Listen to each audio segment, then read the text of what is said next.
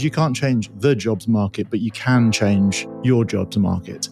And really with a mornings of hard work or just a little bit of time really spent focused, that can make a massive difference in people's search. So I think that that's the first thing. Don't be put off if someone's saying to you that something's tough out there. It is tough, but you can make a big difference on it yourself. Hello and welcome to the Leader Insight Series podcast. This is the podcast designed to uncover the secrets to both career and business success, gaining real insight from inspirational figures across the food and drink industry. This is Series 2. We're back. Finally. Apologies for the wait. As a reminder, I'm your host, Jonathan O'Hagan. And this episode is all about accelerating your job search in 2024.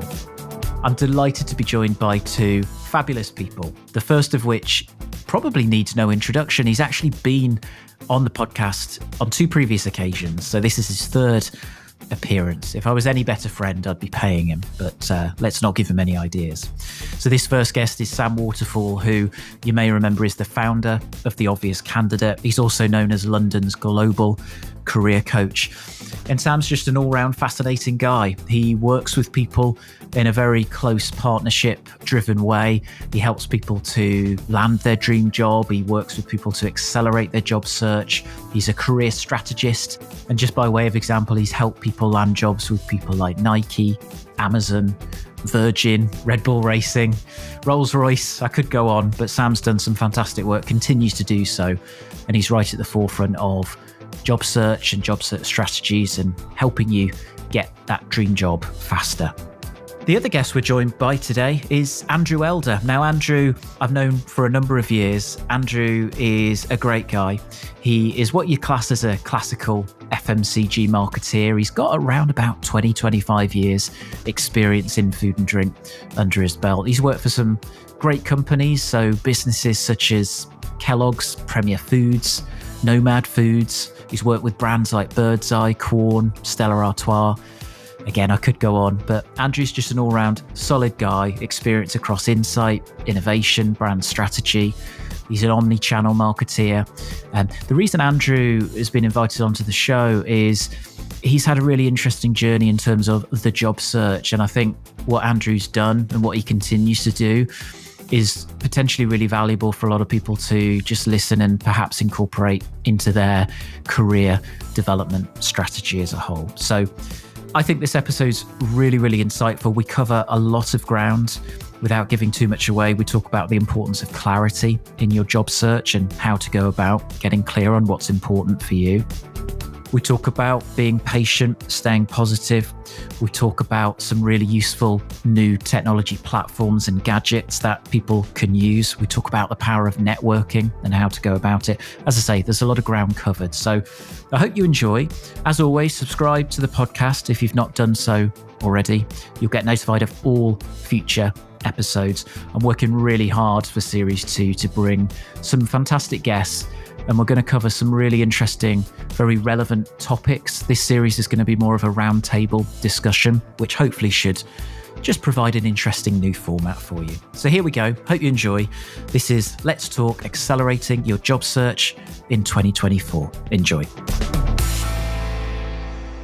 Sam, Andrew, it's a pleasure to have you on. It really is. I've known you guys, well, both of you for a number of years. And Sam, it's been about 2 years, over 2 years since we last spoke, believe it or not.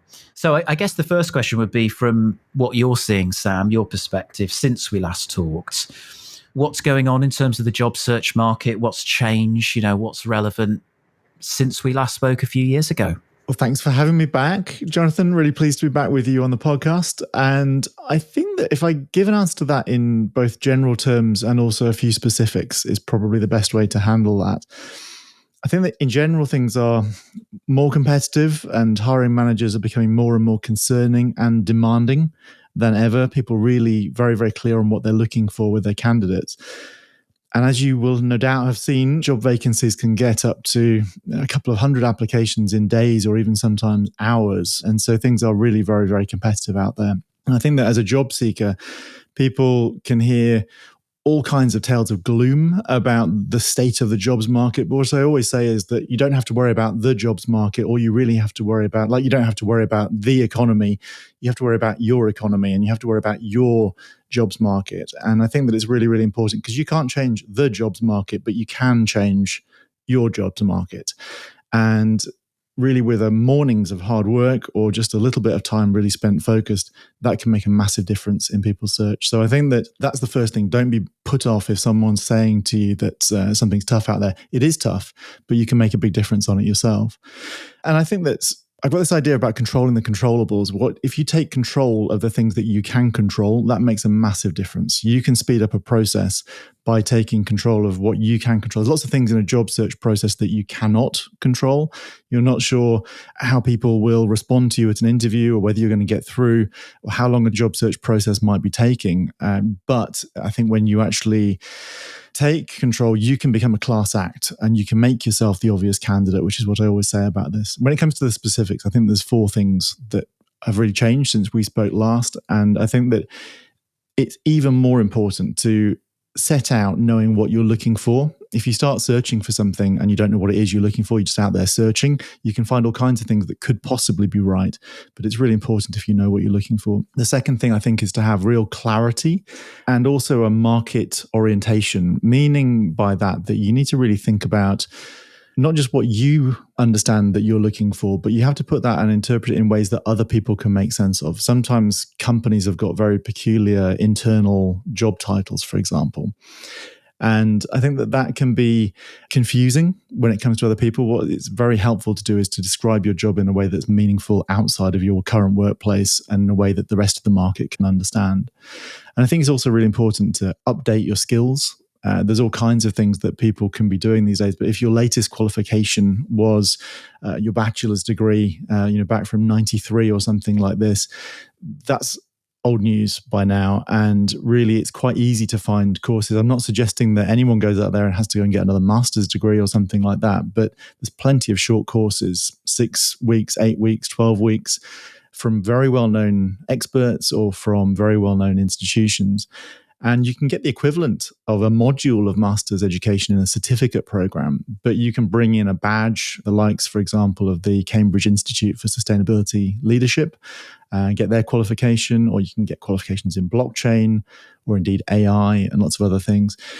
Things that people really want. And I think it makes a massive difference to have actually obtained some expertise, because a lot of people can say they're interested in something, interested in making a difference for sustainability, but actually to have gone out there and done a course and to got something which establishes that with an external credential, I think really helps. And the final thing I would say is technology. Last year, 23 was really the year of AI really coming into so many different things. But it's not just that. I think if I think about technology, it could be as simple as LinkedIn Premium. LinkedIn is something that almost every job seeker is on. And if you're not, please get on there. But what I always suggest is LinkedIn Premium is absolutely worth it. It's not cheap. It absolutely is not cheap. You can get a free 30-day trial. But what it gives you is 2 very specific things. The first one is it gives you absolute visibility of who has viewed your profile. And if you're in a job search, you need to know who has viewed your profile. You need to know if there's recruiters who have been looking, people in your network if they've been looking. And you get a very limited number of people that you can have in visibility on the free site. So if you're in a search, absolutely upgrade for that period into LinkedIn Premium. The other thing that it also gives you, which a lot of people don't know about, is there's an opportunity to find out which keywords LinkedIn needs to optimize your profile for the job search you're doing. And so that is something else that you can only get inside LinkedIn Premium. The way that you do it is if you go to your profile, if you're editing your profile, you can go to the More button, which is at the top near the count of your connections. Under More, click that and then click Build a Resume and then click Create from Profile. And then you add the job title. So if you're going for a chief of staff position or if you're going for a marketing director position, then type in that name and then click Apply. And it will, through the magic of AI and the magic of all the data that LinkedIn has on job search, it will tell you which keywords you need to have in that profile. And this is so useful because you can then put those into your headline. You can then put those into your about section. You can put those into your skill section. And it's just so useful to be able to do. It means that you're going to have a much better fit towards jobs that are advertised there. And you're also going to rank far better when it comes to search. Some really interesting points. The technology one is so true. It's moving at such a pace that even people like you and I, who are sort of involved in this world day in, day out, it's a struggle to keep up with everything all the time, the developments. And one of the things I was going to ask you is there seems as though there's maybe just an increase in frustration out there from job seekers. You know, we are seeing more people vent and post about their experience, whether it be lack of feedback, whether it be ghosting, you name it. There's a number of different things. But are you seeing that out there? There seems to be more frustration, or certainly more people venting their frustration. And maybe some of that's because, like you say, it's a demanding market right now. Technology's changing. Maybe people are just a bit frustrated with the whole journey they're on. But yeah, are you seeing some of that frustration out there as well? I am. And three things bring to mind. The first one is very simple, and that's keep it positive out there. I really don't recommend it. Certainly job search has got so many emotional ups and downs. Things can be going really well, but you might be down to the last two candidates. Had a client he was down to the last three from over 150 different applicants, and then got pipped at the post. And it's gutting at that point. And then if the feedback's not clear or not useful, or you get ghosted at any point in the process, it really is frustrating. And of course, when it happens more than once, or for some people, tens, or sometimes I hear hundreds of times, it gets really, really frustrating. And I think there's a tendency, as you say, to vent and sometimes to put this out here. It's very understandable. But those posts hang around a lot longer than your emotion and your feelings on that topic. So I would really encourage people. I have a personal rule, which is, if I'm frustrated at something, if I wouldn't like to see what I was writing published on the front of a newspaper, I'll try and not write it, because I think it's out there and it makes a difference. And I've seen a few people who have almost made a habit of venting and getting quite angry. And I must say that some of the job searches are taking a very long time. I'm not saying that's completely the reason, but I do think people pay attention to it, and people are certainly looking. The other thing I think is that sometimes the ghosting happens unintentionally. It could be deliberate, it might be not deliberate, but you can always follow up. You can try again to get some additional information. And when you get feedback as well from any part of a job search, I think I would say as well, treat it with some caution, because it may be true, it may be half true, it may be not true, it may just be the easiest thing to say rather than the truth. So be a little bit careful with that. And I would say the other thing as well is to get help from the right people. If you're feeling frustrated, you don't have to do this on your own. There's people out there who can certainly help, and that could be setting things up correctly with friends and family, but it could be making sure that your industry acquaintances are being helpful as well, recruiters, or indeed maybe a career coach as well. There's lots of people out there who can help and help make sure that you're not up against it on your own. Yeah, good. Now, we hear a lot about personal branding and networking. We've spoken about this previously. Sam, is it more important than ever, in your opinion, right now? It is. I think personal branding is really important, but I think it's really important as well to understand what it is and what it isn't when it comes to job search, because personal branding, sometimes people fear that it might mean becoming a social media influencer, or it might mean wearing half your clothes and posting selfies, or it might mean posting 6 times a day. And really, I don't think personal branding in job search means any of those things. I think what it really is about, very simply, is clarity, consistency, and visibility. And if you can achieve those things, that's going to work for you much better. It does require taking some time and making some decisions about what you are not, who you're targeting, and what they need to see. Again, back to that idea of market orientation, to put your desires for what you're looking for the next part of your career in a way that other people can understand that, and make sure that that's out there. I believe that's what the branding is. And when it comes to networking, yes, absolutely, it's absolutely vital, but not just networking for the sake of networking. I think really focused networking is very, very important. I've got just one analogy that I think helps to understand the importance of this. It takes forever, if you're out there trying to do a job search on your own. But I've got young children at the moment, and so I do a lot of reading of storybooks. And there's always a deep, dark wood in these stories. And I think if you think about a job search as trying to navigate a deep, dark wood, it's a difficult place. If you can imagine in that deep, dark wood, someone's going to put behind 5 of those trees, someone's going to put 5 jobs over the next 3 to 6 months that would be perfect for you as your next chapter. if you have to go out every day and there's 1,000 trees in the deep dark wood, if you have to go and look behind each of those on your own, that's a big job. And it's far easier if you can imagine that deep dark wood might be called London or any other city. You've got people who you already know who are working in that town, who are working in that space in your category. If you let them know what you're looking for, and they, when they're out and about in the deep dark wood themselves, or in London or wherever else they might be, they can be looking. And it's a lot easier if you've asked other people to keep an eye open for the right thing for you. And really, that's what networking is about. And so the idea of having to look every day for yourself just makes it very, very hard work. Far better to do strategic networking to get other people. And again, this comes down to that clarity, consistency, visibility on exactly what you're looking for.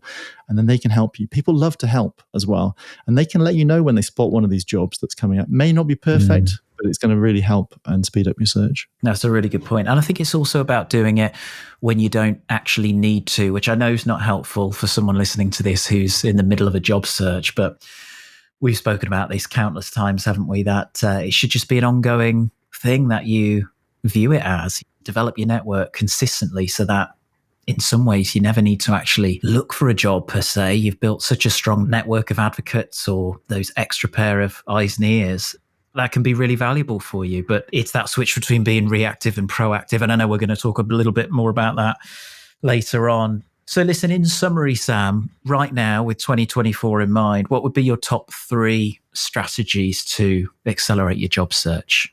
Sure. Let me summarize that for you. So the first one would definitely be get clarity on what you want at the beginning of your search.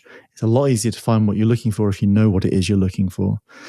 But at the same time, keep flexibility on how it might show up. It might look somewhat different as it comes along. So clarity, but with flexibility. The second idea would be to get your personal marketing ready to go. Once you've got that, by that I mean your CV, I mean maybe covering letter templates, certainly your LinkedIn profile, the narrative that you're going to say to people, but always be ready to tailor that personal marketing, that personal branding for every different opportunity. So I think of that always as putting a filter, like an Instagram filter on your story. Your story is always your truth. That's what's there and is the core of your story. But different elements of your story and your personal brand will be more interesting for particular recruiters, for different hiring managers. So be prepared to flex that as well. And the third is really to apply that networking to make sure that there's other people who know exactly what you're looking for, so that with the right people, they can help you open the right doors. And to treat that networking like a job, really go at it. If you want to get a job quickly, treat your job search like a job. Go at it hard, build momentum, run through walls. When I see people do that, they really make things happen in weeks, not months. And when I see people take it like it's not a job, it's just something that they do every now and then, that search takes a long, long time. So the momentum makes a big difference. Really good points. Let me just drill a bit deeper on your first point, get clarity. So how would someone get clarity, Sam? Because I speak to a lot of people where they don't quite know what good looks like. They don't quite know what that dream job looks like. What would your advice be around how could they work towards getting a bit of clarity? So within my obvious candidate method, I've got 7 steps. The whole idea about clarity fits into step 1. It's the most important step. If we don't do that, if we miss out on that, then we don't know what we're looking for. And what we tend to do, what does it look like? We take anything usually between 2 and 6 weeks and we explore first. We create options. What could possibly, those are great coaching questions, what could possibly be the right next place for you in terms of your career? And we look at what does the job need to be like? We look at what aspects of what you've been doing previously do you want to keep? Which aspects of what you've been doing previously do you want to get rid of? And also, can you see things that other people are doing that you'd like to be doing more of that maybe you've not had the chance to bring into your career so far? And so we get very clear on the aspects of the job.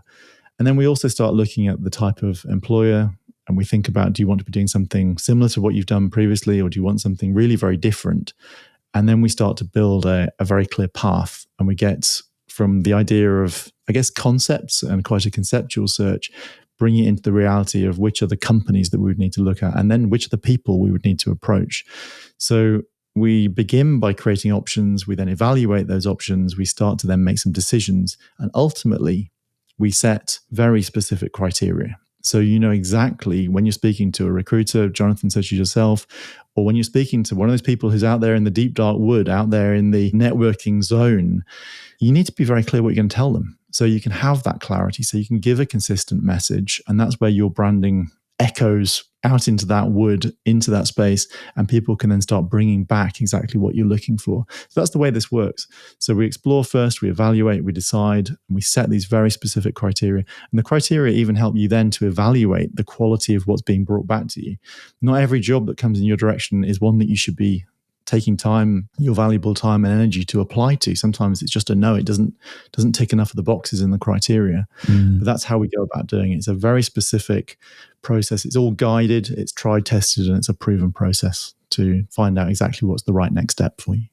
Yeah, good. And like you say, it links very neatly into networking, doesn't it? Unless you've got clarity over what good looks like when you are networking and sort of spreading that message subliminally, it would get very difficult. And for anyone who doesn't know, I've said in the intro, Sam and I have done 2 episodes now. So on your second point of your CV and especially LinkedIn, I'd urge you go back and listen to episode 2 that Sam and I did, which was way back in January 2022 now. Seems like a lifetime ago. But we really dialed in on some of the detail around CVs and LinkedIn and that sort of thing. So we won't go through it now. Go back and listen to that episode. Brilliant. I think we'll leave it there for part 1. We'll be back shortly. Hello, it's me. I really hope you're enjoying the episode so far. Now, before we move on to part 2, I have a little joke for you. How many recruiters does it take to change a light bulb? The answer? Just 1, but they'll charge you to change it again in 6 months' time. Now, whilst this may be funny, it is, however, very sadly true, as the vast majority of the recruitment industry is geared up to provide, on average, only a 12-week rebate period. Research shows that poor recruitment processes can lead to up to 1 in 3 new hires leaving within the first 12 months. The knock-on effect? Well, this is costing not just tens of thousands, but potentially hundreds of thousands of pounds each year to businesses. So, how can I help? Well, with almost 20 years experience under my belt and some 1,500 assignments successfully delivered on, I've actually developed a bespoke approach to hiring for those all-important senior management and board level appointments. This approach I call Leader 360. Leader 360 is a modern, scientific and insight-led approach.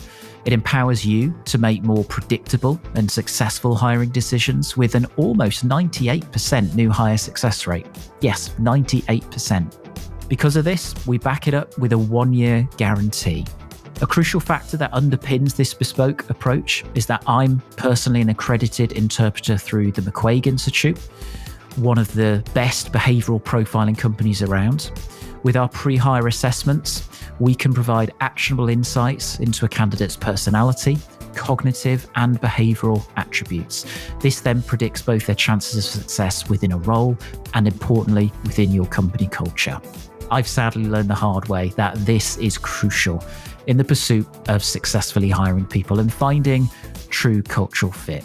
So in simple terms, we remove the guesswork, we reduce the bad hire risk, we reduce your commercial downtime, and we reduce your overall costs, saving you money. If you're interested to find out how I can help you hire better, drop me a line. You can get me on John, without a H, Jon, at leaderexecutivesearch.com.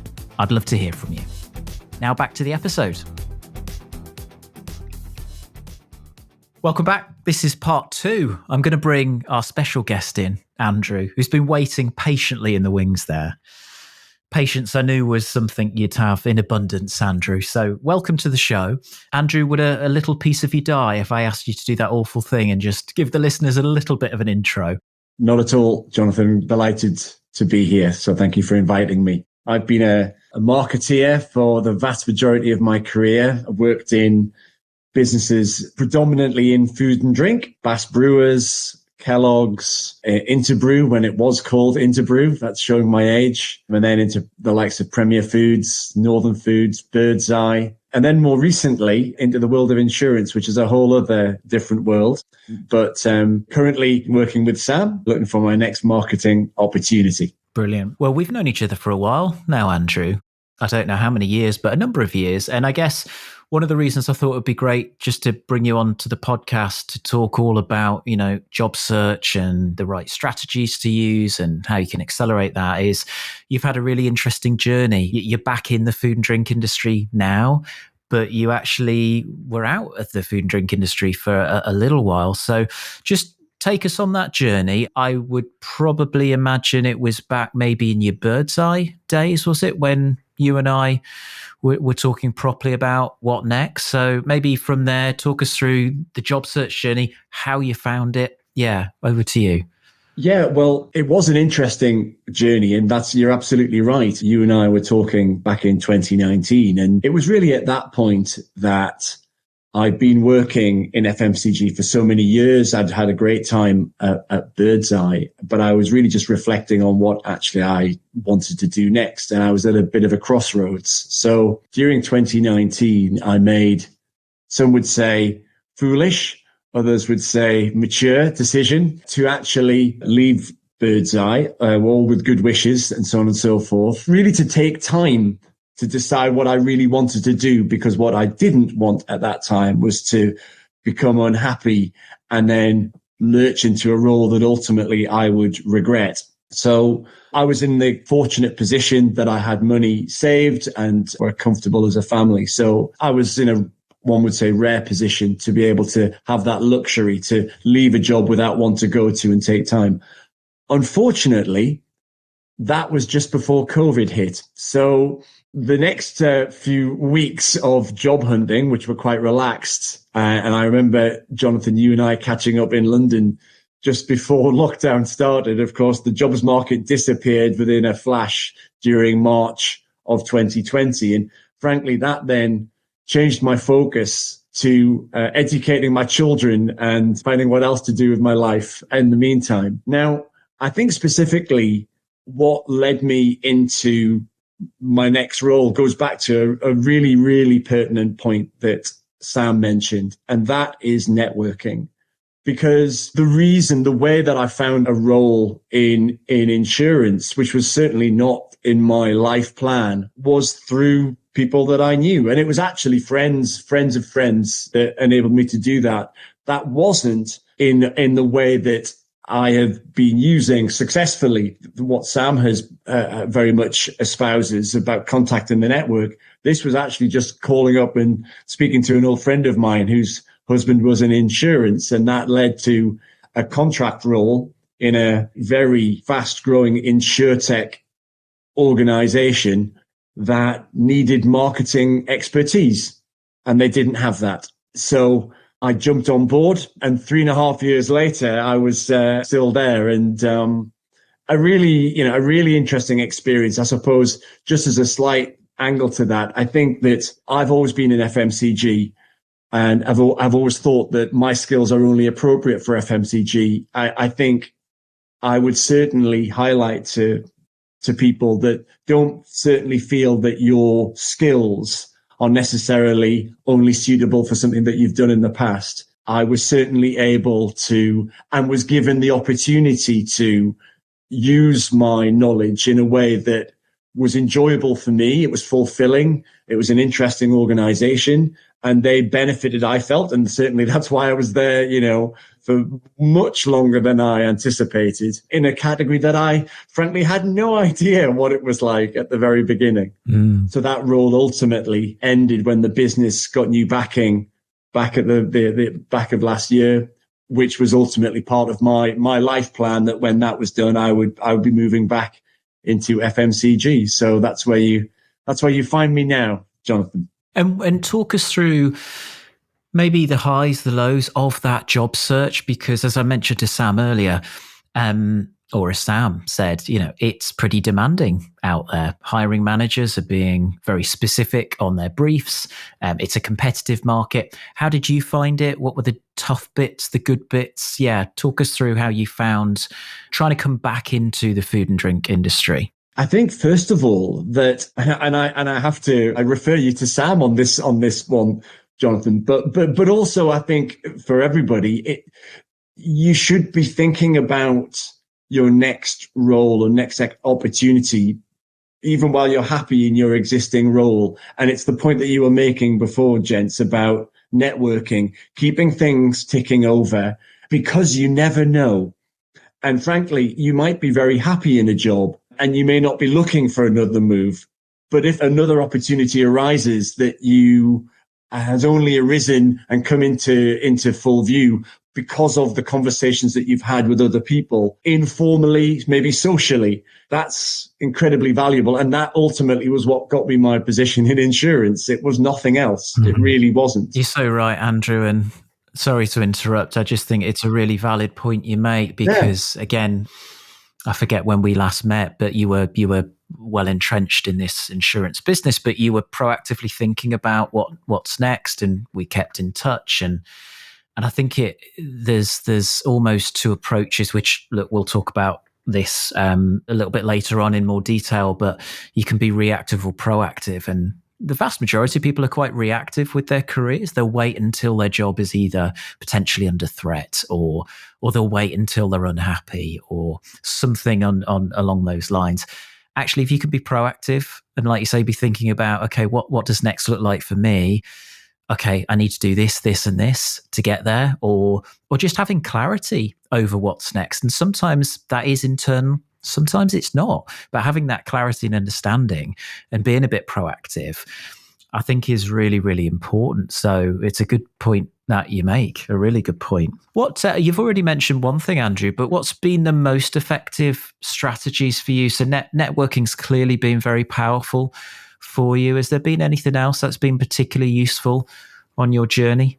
I think having absolute clarity on what I want and what I don't want.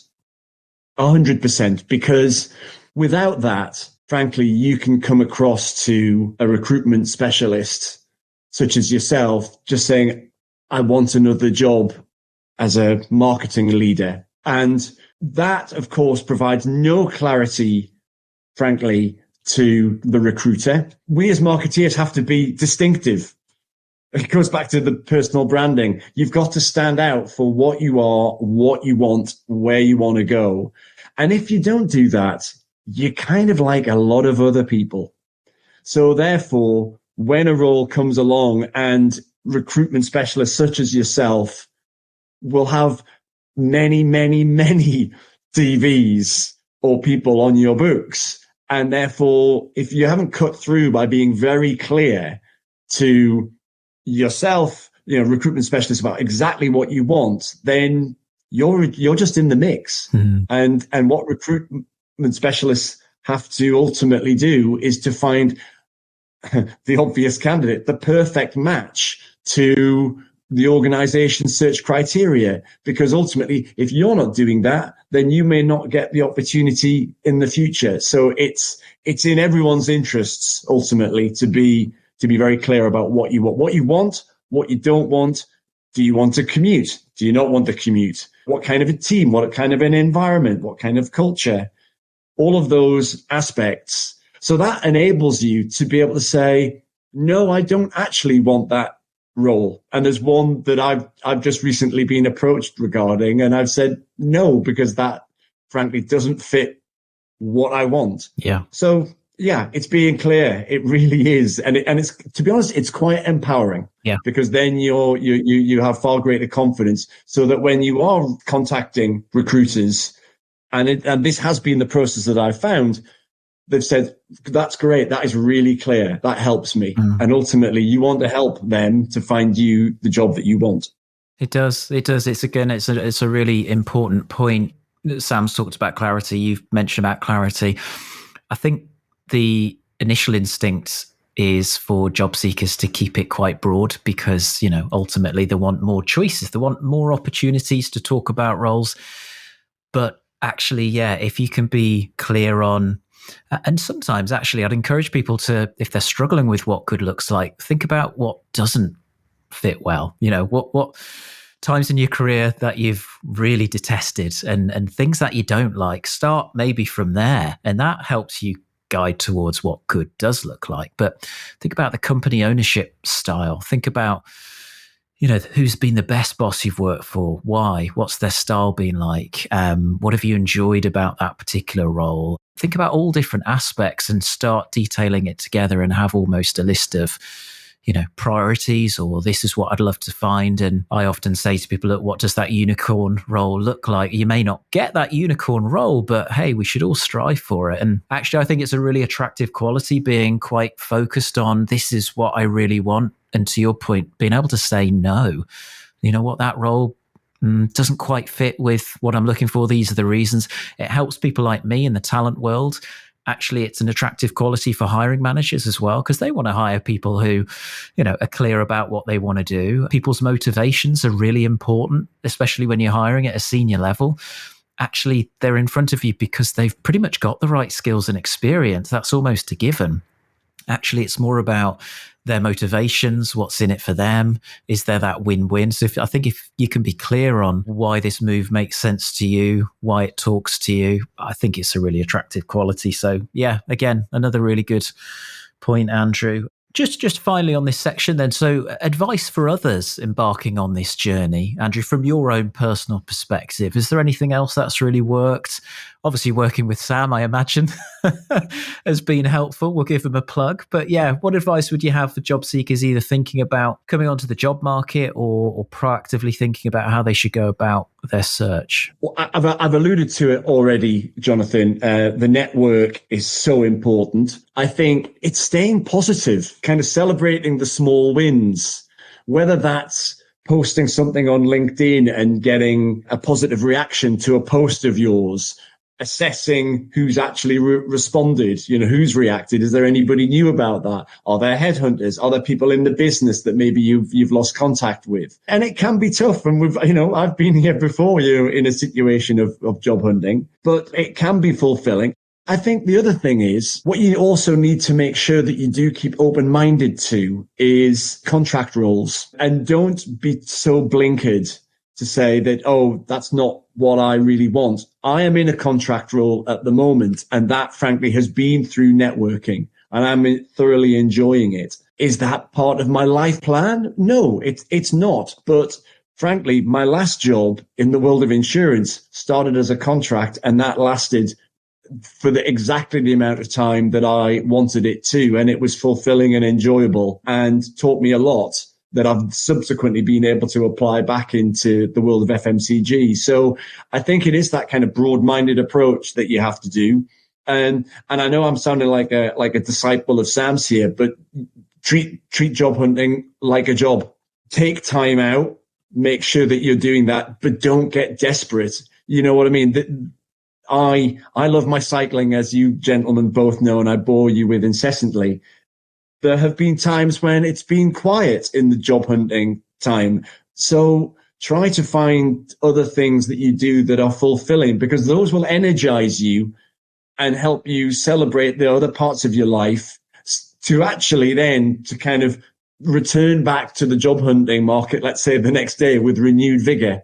So it can be hard because no money's maybe coming in and there are stresses and strains. And I've been there, but I try to very much keep an open mind and say, you know what, if the sun's shining, which it hasn't been recently, but if the sun's shining, going out for an hour helps to boost those endorphins and actually, help in some way to fill you with a bit of vim and vigor to get back onto LinkedIn or to get back to contacting your network or to speak to headhunters and so on.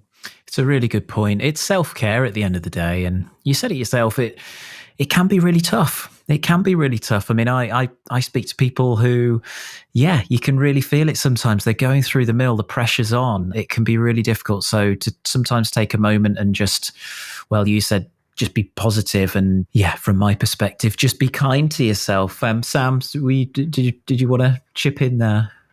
I think it's really important when you're in a job, you have a to-do list which is in your face all the time. You've got exactly what you need to get doing. When you get into a job search, if it's all you're doing, suddenly a week looks like a long time. And Andrew's point is exactly right. You need to balance that time out. So when I say go at it, treat it like it's a job, What I mean is balance that, certainly give it the energy that it needs. But you're quite right. I think what's been working for a lot of my clients in the last 12 months has been to balance maybe doing 3 days on their job search, maybe taking on a part-time role or some advisory work, or getting on the bike or doing something else, and really balancing that out. But when they're working on their job search, they're networking, that list of people, the Dream 30 that we call it, that we go through back in, I think it was episode 16, Jonathan, when we talked about that. But those 30 people are the 30 people in the world who are the ones best focused, best placed to be able to help you find that job. And that's exactly what Andrew's saying here. You can spend time with them, you can be focused, but then give yourself a break the rest of the time as well, so that you can balance it out, because you can't work all the hours doing it. You don't need to feel guilty when you're not. Yeah, really good point. Now, my next question, it's one I should probably answer in all honesty. But Sam, let me put it to you first, and perhaps we'll circle back to me. I think for some people, how they interact with recruiters or headhunters can be a bit of a mystery. So, Sam, what's your advice to people in terms of interacting with recruiters, talent partners? What are your thoughts on that? Yeah, I did want to reflect this question back to you, because it's really, how do we work best with you? But I think as we have both worked with you, Jonathan, we've learned over the years, it comes back to this idea of clarity. Authors Chip and Dan Heath, they wrote that resistance is created by a lack of clarity.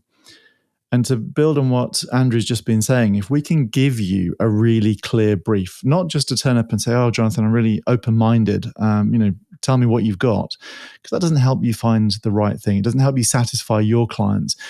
We need to understand you. And it comes back to this thing that, as I mentioned, Mark Ritson talks about, this market orientation. He says that the first rule of marketing is that you're not the customer yourself. You've got to put yourself in the position of the other person. In our case, when Andrew and when I am working with you, we've got to put ourselves in your shoes. You've got a client who you need to satisfy. You've got to turn up with a short list of really excellent candidates. Otherwise, you don't look good. We need to then listen. What is it you need to find? So I think trying to help you, we can think as job seekers that, gosh, it's poor me. I'm the victim here. I've got to, please help me find me a job, find me the next thing, please. No, let's help you achieve what you need to be. Let's listen to what the brief is. Let's position ourselves then. This is what Andrew does day in, day out. He's repositioning brands. He's researching what needs to be done. We need to research with you, what does this particular job require? Then we need to reposition our story. And again, it's this Instagram filter on our own story. We've got a CV that's written, but maybe it needs to be adjusted. It needs to have a new filter put on top of it. So even though your truth, your whole story is still there, you lead with the part that's going to help. When we give you that CV, the part that's going to help you present us as that obvious candidate that you need to put forward. Yeah. So I think there's a listening role. It's not just about coming to you asking for roles. The other thing is that in every industry, there are specialists. So Jonathan, you're one of the specialists, one of the leaders in your space. There are others, of course. And when it comes to if you're moving industry, it's going to be a different set. And we've talked about saying no when things aren't right. And I know you do this, Jonathan. You know very quickly, after years of experience, you know who you can help and who you can't. And you move to say no to people very, very quickly, which is a great thing. And that's what this evaluation, these criteria, all about as well from a job seeker's point of view. So I think if we are job seeking, what we need to do is find the group of people who are best placed, because you don't cover the whole industry. Some particular companies will work exclusively with one person or with one particular recruitment agent. If you want to work with that company, you need to find out who it is that they work with and build a relationship there. So I think when it comes to working with recruiters, there is an art to getting it right. There's also then the follow-up. And it's not about pinging out a CV, sending that off all the time. It's about having a sensible conversation. And as Andrew said, having real detail there in terms of the specific criteria that you want for that job, so that you can get that clarity. Then you can say, yes, I can help, or you can't. And then Andrew can be following up as the job seeker regularly with you, not too regularly, but maybe every 4 to 6 weeks, to sort of let you know, to update you that, he's not just waiting on you, but he's doing other things as well, give you some positive things. And then you can see that he's an active candidate. He's someone who really wants this. You can feel his motivation because of the other steps he's taking. So from my point of view, that's what I see helps the most. It's that clarity to avoid the resistance. If we don't give you clarity to begin with, the resistance is right there. You don't know what to do with us. And so you don't do anything at that point. And as a job seeker, then we get ghosted or we feel but we didn't give you the help you needed to be able to help us. Yeah. It's a good point. And Andrew, I'll bring you in here as well. What's your experience been around trying to develop really good partnerships with recruiters, headhunters? What's your experience been, and how have you gone about it typically? I would say my experience has been mixed, in all honesty, Jonathan. I think from a marketing perspective, it's quite tough for recruiters at the moment because there aren't as many jobs around as there have been, in previous years. I know last year I wasn't in the market, so to speak, particularly, but I think that was particularly tough because the economy and life in general was quite tough for people. So I think that was okay. I think that I go back to networking to an extent. The recruiters that I've had long relationships with and have kept in touch, that's been great. They've been more than willing to get in contact and for us to a certain extent, reconnect and start that dialogue. I think for others, it's been a little bit harder work. And actually, here's a little bit of insight that what I was doing incorrectly, so to speak, was I was contacting some recruiters via LinkedIn and sometimes wasn't hearing back. And the reason being was that then I was going back and saying, okay, I will email them now because I still had their email. So maybe I was being trying to be too up in technology and only go through LinkedIn. When I emailed them, oh, hi, Andrew. I didn't realize that, you had been trying to contact me on LinkedIn. Frankly, I'm overwhelmed with contacts at the moment, but I do read my emails. That was just a bit of an aha moment with a couple of headhunters when I'd been going through it the wrong way. Feared that I was being ghosted, whereas in fact, it was just I was using the wrong communication technique to get in touch. So sometimes I think that you've got to be a little more gently pushy, be persistent, and try to find ways in which, again, you can be distinctive and you can cut through and say, look, I really do want to speak to you because, I've got a very clear idea of what I want for my role, what I want to do, etc., rather than just be kind of vague and broad. It's taken time. In some instances, taken persistence. The challenge is, as Sam alluded to, it's always about maintaining that momentum and not, frankly, giving up. Because if you drop off, then you will drop off their radar as well. It's being consistent, isn't it? And if I could compliment you, Andrew, it's something you've done very well. When I think back over the years, we've known each other for, a number of years, but actually we've not had huge amounts of contact, but it's been consistent. We've spoken a good few times each year. And this perhaps leads me on to one of the tips I would certainly give is to be consistent and look at this as building relationships with people who can help support your career journey, not just a job search. It's about your entire career journey. I take great pride in the work I do, especially when it comes to someone I've known for 10, 15 plus years and help them move on from job to job. And, you really get to know them in a deeper way and get to help them manage their career. That's fantastic. I guess from my perspective, just to shed some light on this question, how can you be effective with recruiters and headhunters as well? We all work differently.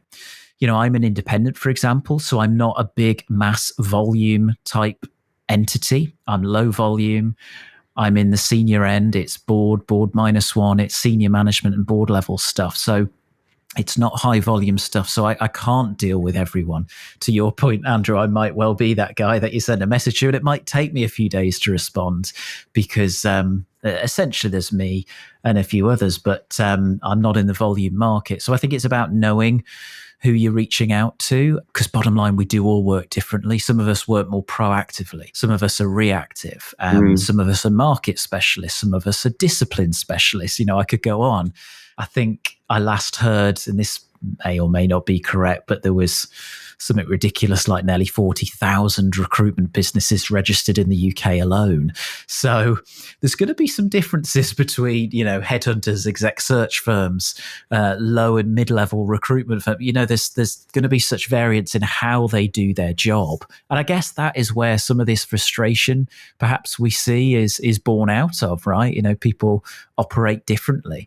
I think, sorry to interrupt, I think one thing that I have found over the years as well is that the recruiters or headhunters that you've used in the past, working not necessarily for themselves or maybe, for a larger organization, they may not be the person that you need to speak to now, because frankly, they may have moved disciplines, or they may have moved to a position in the organization where they aren't frankly relevant to your job search.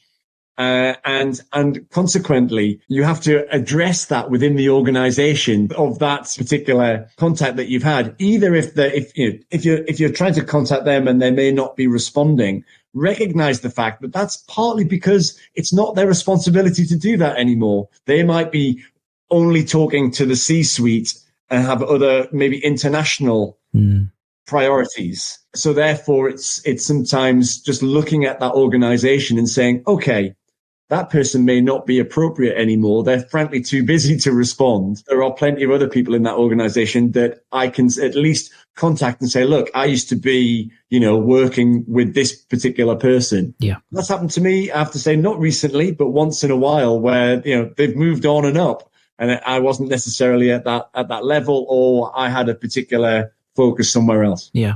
No, it's a good point. And I suppose the other recommendations I would have is, well, I always think actually if you can find 2 or 3 specialists in your market, that's probably enough. There's no need to flood the market. Find 2 or 3 real specialists and allow them to really get to know you. So you have to do a bit of the groundwork. You have to get to know them, but by return, they'll get to know you. And you can look at it as a long-term relationship with a talent partner who can help you over your career. So I'd certainly recommend try and seek out 2 or 3 real specialists in your market at the right level. And you're absolutely right, Andrew. Sometimes they may move on. You may move on to different levels that they then don't specialize in. You have to constantly be looking out and being proactive and adapt as you go on. But I would find 2 or 3 specialists. And also, something I always appreciate is, can you as a candidate, as an individual, can you add some value somewhere along the lines? We're all in the people business at the end of the day. Can you add some value to that headhunter, to that recruiter in some shape or form? It's about building a 2-way relationship, right? If you can bring some value in some shape or form, whether it's through introductions, as a headhunter myself, I'm constantly looking for the best talent in the market. Typically, you do that through recommendations and referrals. So there's a quick one. Who's the best so-and-so, I've got a project in this space. Who would you recommend I speak to? Adding value can come in many different ways, but that's just one example. The clarity bit, I absolutely love. Someone who's clear on what they want and perhaps what they don't want is great for me. Anything else you'd add, Sam, on that topic of dealing with a recruiter or a headhunter effectively? No, I think you've covered really everything there that I would have.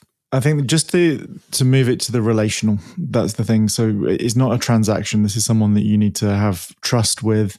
And you have to realize that there's an issue of space and time here. Just because you've popped out of your previous job role doesn't mean that the next ideal role is going to be there at the right place at that moment. And so it can take time. It can take weeks. It can take certainly months. It could be over a year, when, especially at a senior level, when you're looking for something very specific.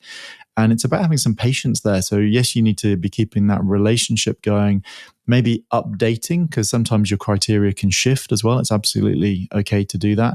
And if they do, you need to go back around that list, the people on your network, and let them know that you have shifted your criteria. Otherwise, they're going to be potentially bringing you the wrong things.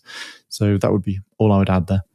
Yeah, brilliant. I just want to circle back to this reactive versus proactive approach that I mentioned earlier on, and I'll open it up to both of you guys, but just to give a little bit of clarity on what I mean by that is I found over the years, people look at this in terms of their career and the what's next question in almost two ways. One is being very reactive to your career and the next job and actually not thinking about it and actually waiting for your job to either come under threat, potential redundancies, cutbacks, whatever scenario that will lead you to being forced into doing something. The other type of individual is more proactive and thinks, okay, things are going well, but where is the next move coming from? And going on that journey of, is it internal? Is it external? Okay, I want that job. What's the gap? What do I need to do to get there? And typically people who get a bit higher up the career ladder have this proactive mindset, I find, and it works incredibly well. What's your experience, Sam? Do you find many people are in that proactive space? And is it the best ROI to think proactively and invest some time in this when you're not forced to? I think it absolutely is. And it's quite rare, honestly, that I find somebody coming to me who has been doing lots and lots of planning. Very often might be working with me as the first coach, the first career coach they've worked with. They haven't tried that before. When it comes to these two areas, the reactive is much more passive. It's responding to what comes in. And if it's part of a job search, it's responding to the things that come your way.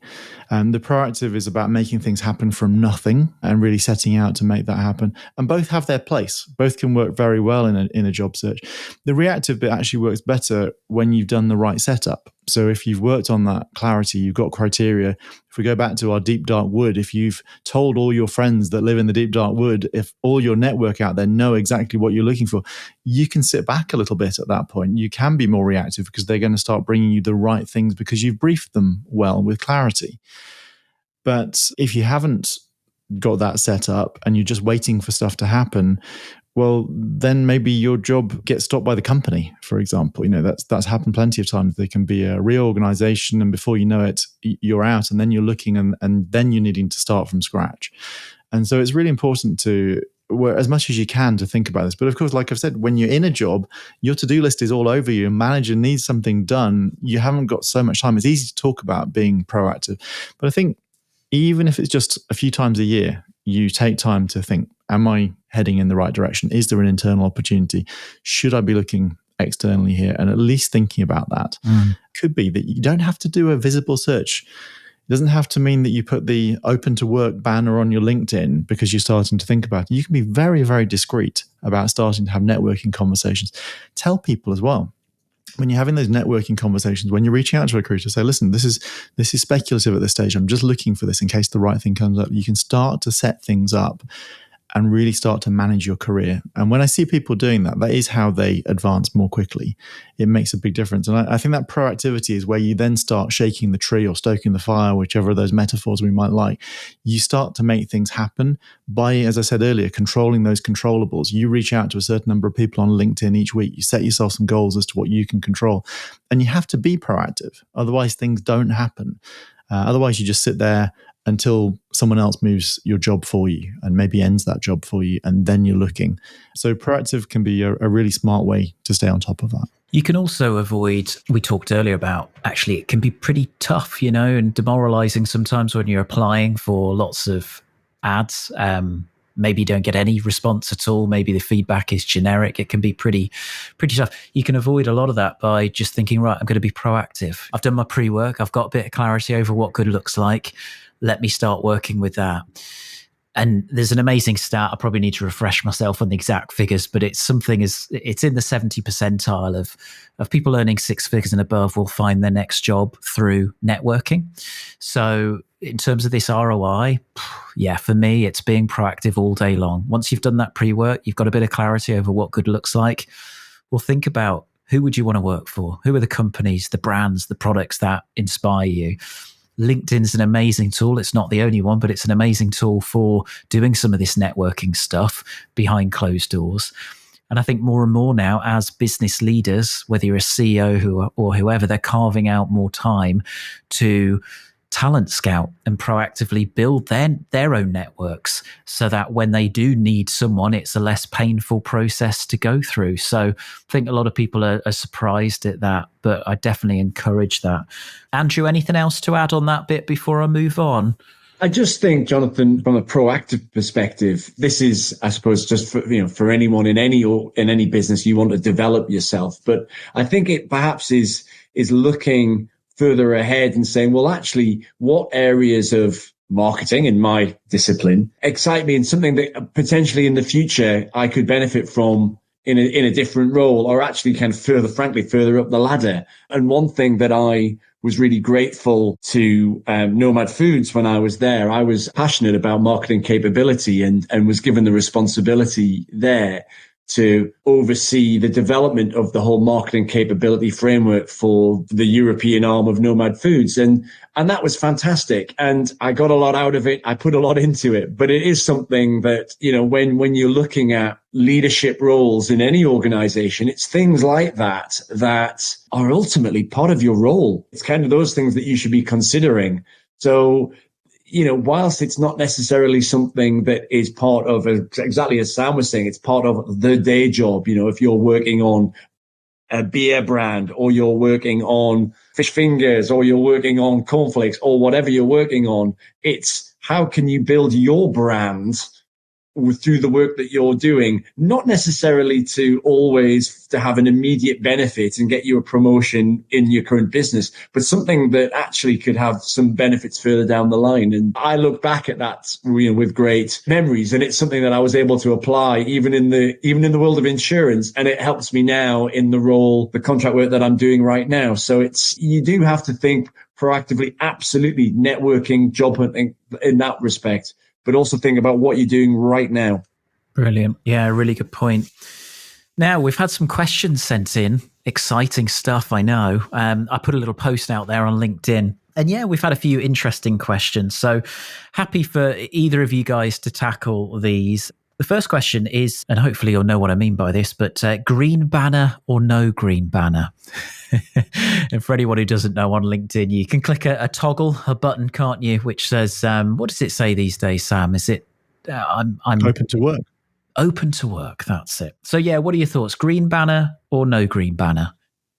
I think it depends. We've just been talking about reactive or proactive. One of those is very much hanging out a sign in your shop window to say I'm available, which is very good. We talked about clarity. It brings a lot of clarity. I think the only downside to it, which is a significant downside, is that it can suggest, some people might say that it looks a bit more desperate. And certainly I believe it reduces your negotiation position, because it kind of suggests, look, I need this. And that's probably not the proactive approach that we've been talking about. The proactive approach would be to be more clandestine, perhaps more subtle, to be having speculative conversations under the radar, maybe whilst you're still in your previous role, looking for the next one. That could be internally. It could be with a different company altogether. And you don't need the green banner to be doing that kind of thing. So you can be having those whilst you're in the security of your job. And I think moving from within, they often say that it's a lot easier to find a job when you've got a job. And it certainly means that you can use that leverage in your negotiation to hopefully earn more as you step into the next role.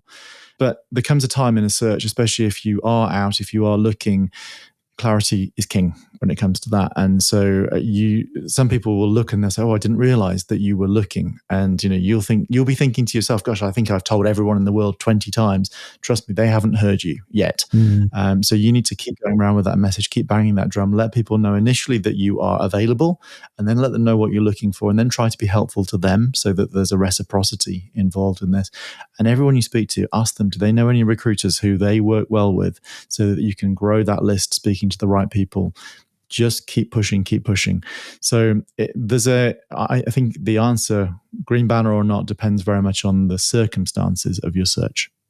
Yeah, there's pros and cons, isn't there? Andrew, did you have any experience of green banners or no green banners?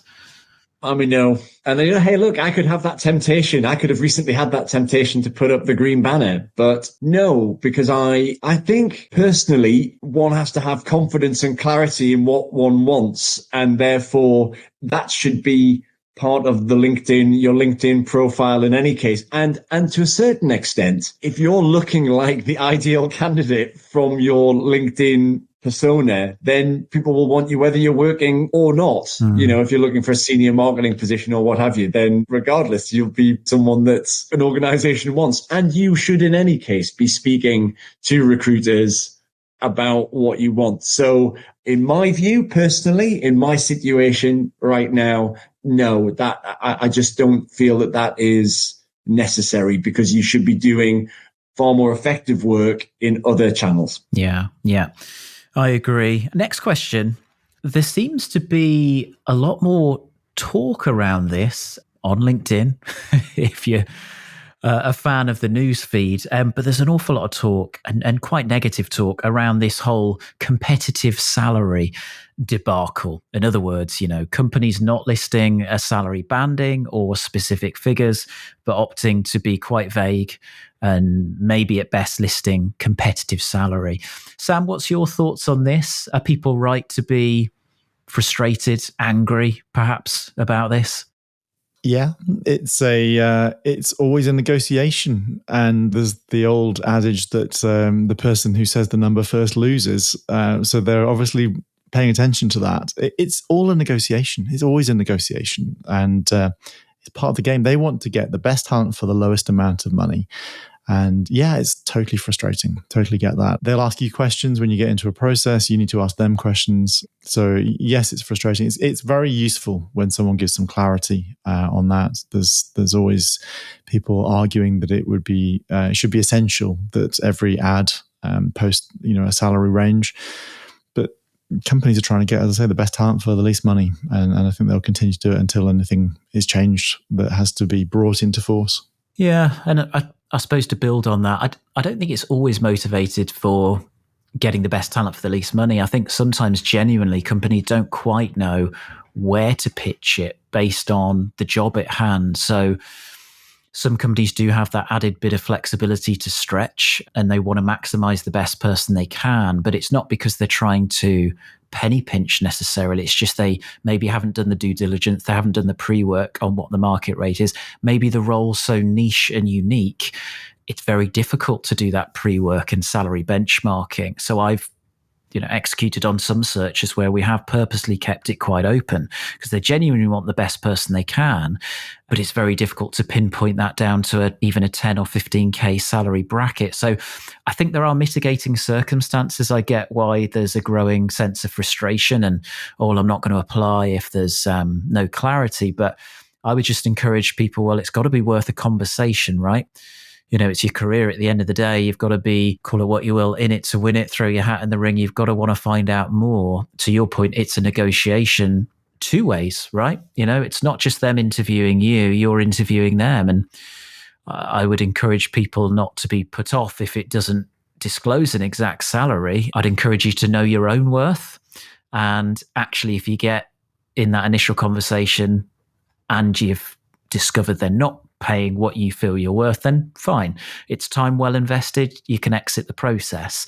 So I don't quite think it should be this binary yes or no. I think there's mitigating circumstances around it, which internally companies do have challenges sometimes publishing all salaries for certainly more senior roles, especially newly created roles. I could go on with all the mitigating circumstances here, but you get my drift. There's reasons behind it.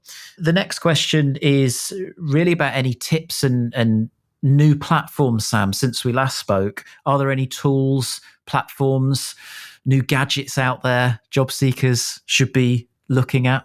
There are all the time. Just building on one of the ones we've just been talking about with regard to salary, there's a site called PayScale, and there's a UK version of that site, and that can be quite helpful in terms of helping you to do your homework from a candidate point of view. So that's one. There are others. There are salary surveys and so on as well that are published. Michael Page, for example, published ones that we've been talking about marketing. So they've got marketing leader salaries. It gives you an idea. It's just an idea, but it helps you to benchmark what would be appropriate and can be helpful as you plan a negotiation. We mentioned LinkedIn Premium earlier. If you're on LinkedIn, which I hope everybody is, that's essential. But during a job search, do upgrade because it gives you that who's viewed. It's like having a rear view mirror for the using your profile. You need to know who's been looking, but also the idea of getting the right keywords. So using the advanced features there. There's also photofeeler.com. Photofeeler.com it sounds like a dodgy site. You wonder what on earth you're getting involved in. I promise you it's safe. It's a fabulous tool. What it does, it allows you to upload your current LinkedIn picture and potentially 2 or 3 other options and have other professionals like us all, have a look. And what people are doing is they're going to vote on that, just on pure perception, alongside a job title, and let you know, as a impartial viewer of that image, do you look like the role that you say you're going for? And, for example, an investment banker probably looks quite different to maybe a primary school teacher. You've got different visual in your mind when I say those two roles. Are you looking like the role that you're saying? And are you likable? It tests likability, it tests capability, and it tests influence. And I've had so many clients where we've put pictures up and they've scored horribly with their existing picture. And they say, I had no idea. I thought that was working really well. I really like it. Remember what we talked about, market orientation? It's no good to just really like the picture of you. That's irrelevant. You're not the customer. The customer is going to be your next hiring manager. So this gives you a real insight. And I get my clients to look for above 8 out of 10 on each of those scores, the likability, the capability, and also the influence score. And it's a game to play that. So what we do is we look at all the ways you can play with that photo, how you can take your clothing, take your outfit, take your background, all these different things, your smile, your eye contact with the camera, lots of different ways that you can win by getting that right. And it makes a massive difference to that first impression online. It's scarily addictive, Sam. That's the problem. Yes, indeed. You become a bit self-obsessed. I always put a warning out there, because you start refreshing and hitting the refresh key to see what your scores are, because you want to make sure you're doing as well as possible. Exactly. I'm going to have to check this out. You've also got to make sure that you use the professional element of Photofeeler, or else you're going to be, using it from a dating site perspective, which is not, that's another conversation. Another very important warning. Thank you very much. Yes, don't use the dating version of that. The next one I would mention would be jobscan.co. That's a brilliant tool. There's so many ATS or applicant tracking systems that are making things supposedly easier, but what it means is it's incredibly highly competitive out there. And you might be sending application after application and maybe not hearing back and getting very frustrated at that. It's usually because your CV might be lacking sometimes just a few of the right keywords and the right content. Jobscan.co, they very cleverly reverse engineered that ATS tool, and it helps you then with its feedback to optimize your CV for online applications. Very useful tool. You get a few free uses to begin with before it turns into, of course, a SaaS technology like everything else where you're paying monthly, but it's very, very useful to help you target that if you're applying online. Personally, I think the online applications are not the way forward for especially the most senior roles, but we do use those jobs boards and we do recommend it. So if you're applying online, definitely try jobscan.co. It's .co, not .com or .co.uk. And finally, of course, as I mentioned before, we had the year of AI. It's only gotten bigger and more important this year, of course. ChatGPT or Google Gemini.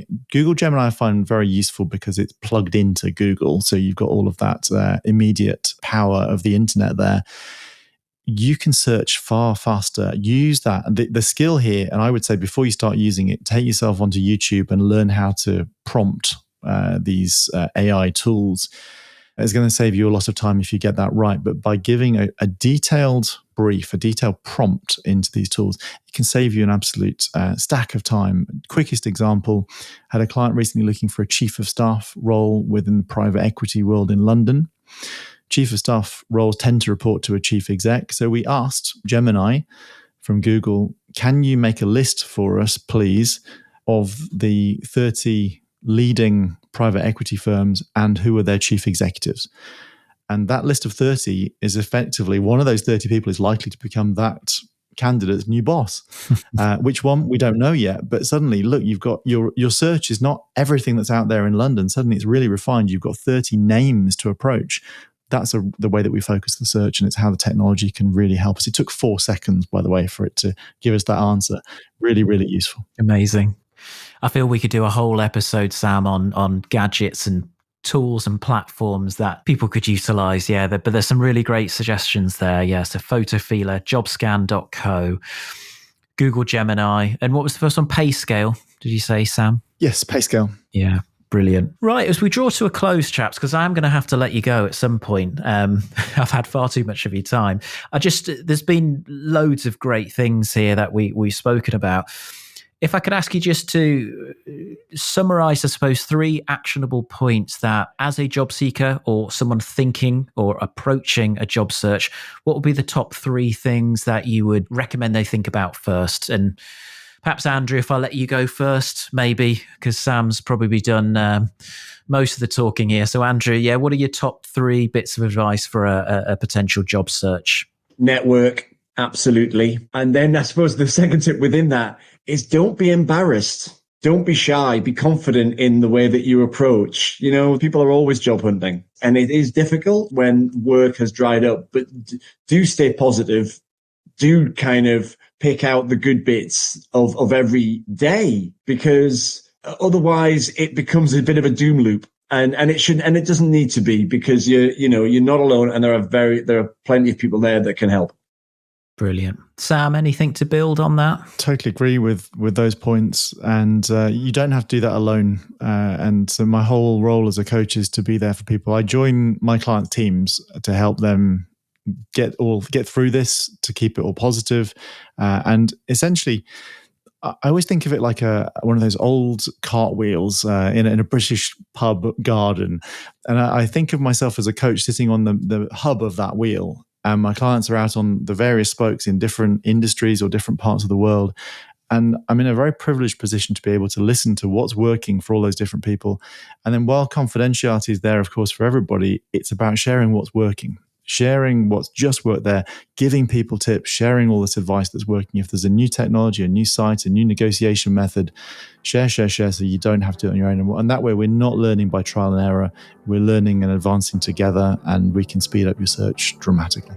Brilliant. Guys, thank you so much. Thanks for investing the time with me. I think there's been a lot of ground we've covered there. So, it's been a pleasure, and we will keep in touch as we have done for a number of years. Thanks so much for investing the time, and we'll speak again very, very soon. Thank you both. Cheers. So there we have it. I really hope you enjoyed that episode. A big thanks to both Sam and Andrew. I thought they were fantastic. I thought they shared some really useful things. For me, probably the top 3 takeaways would be, in no particular order, I think the clarity thing. It's easily said, but in my experience, not many people actually just take the time, create some space to think about what's important.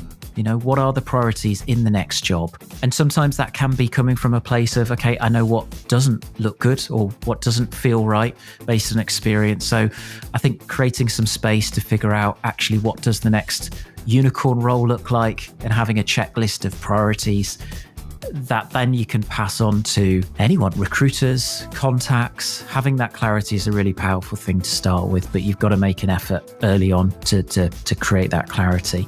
I think the second thing for me, networking. Anyone who knows me knows that's something I regularly talk about, and it's not about doing it when you need to. It's about just incorporating it into almost daily life, really. So constantly be networking, reaching out to old contacts, and adding value. It's a two-way thing. You've got to add value to them, and they will add value to you. But being proactive with this networking thing, doing a little bit, not necessarily every day, but certainly every week. And like a previous guest said in series 1, networking, think of it like a muscle. The more you do it, the stronger it gets, and therefore it becomes quite powerful for you. Of course, if you don't do it, it becomes pretty weak and ineffective. Sadly, I see all too many people leave it until they're on the job market before they think, right, I better start networking. By that point, it's I wouldn't say it's too late, but it's not as effective. And then the final bit is this being proactive versus reactive. Again, I see it quite clearly. There's 2 different types of approaches. There's people who think, okay, I'm going to wait for the jobs to come to me. I'm going to scour job boards, etc., etc. I'm going to apply when a role appeals, and you might be one of 500 people these days that apply. The other approach is being proactive and thinking, right, I've got clarity over what the next role needs to look like. Then it's about taking that to the companies I want to work for, the business leaders I've heard good things about, the companies with the culture and the values that I'm drawn to.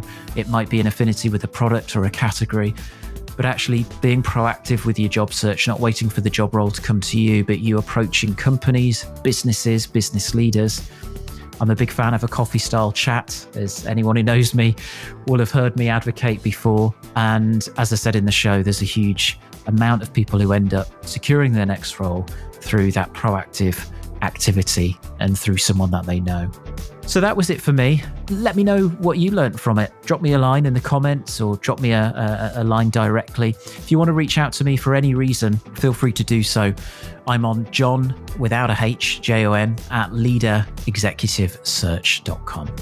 Until next time, thanks very much for listening. Stay tuned, subscribe if you've not done so already, so you get notified of all future episodes. We've got some great topics and guests coming up in Series 2.